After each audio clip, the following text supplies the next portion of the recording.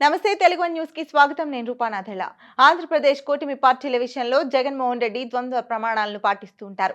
Bharatiya Janata party నేతలను తమలపాకులతోనూ, తెలుగుదేశం జనసేన పార్టీలను తలుపు చెక్కతోనూ పరామర్శిస్తుంటారు. బీజేపీ పట్ల మెతక ధోరణితో ఉంటే మంచిదని భావిస్తూ ఉంటారు. కానీ రాష్ట్ర భారతీయ జనతా పార్టీ కీలక నేత మాత్రం తమ అసలు లక్ష్యం ఏంటో చాలా స్పష్టంగా చెప్తున్నారు.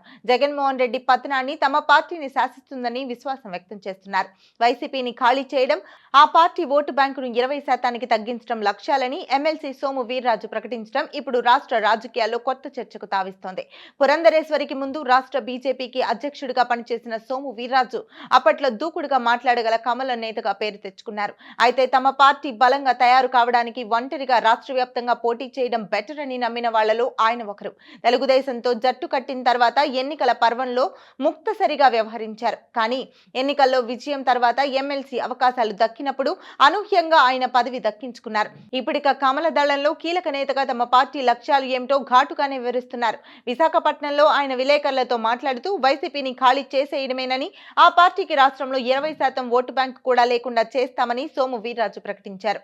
అసెంబ్లీకి గైర్హాజరవుతున్న జగన్ తీరును ఆయన రెండు నాల్కల ధోరణిగా సోము వీర్రాజు ఎద్దేవా చేయడం విశేషం. 2014లో ప్రతిపక్ష నేత హోదా ఉన్నప్పటికీ అసెంబ్లీకి జగన్ రాలేదని, ఇప్పుడు హోదా కావాలని సాకుతో మళ్లీ ఎగ్గొట్టారని, ఇది విడ్డూరంగా ఉందని ఆయన గేలి చేస్తున్నారు.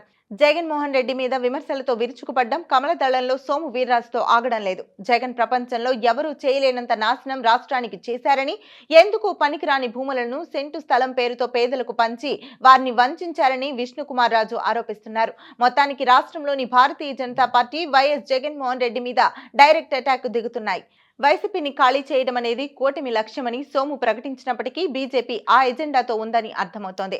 ఆ నడుమ విశాఖ వైసీపీ నేత అడారి ఆనంద్ బీజేపీలోనే చేరారు. విజయసాయిరెడ్డి కూడా బీజేపీలో చేరతారనే వదంతులున్నాయి. ముందు ఇంకా పలువురు వైసీపీ నేతలకు బీజేపీ ఎరవేస్తోందేమోనని సోము మాటలను బట్టి పలువురు అనుకుంటున్నారు.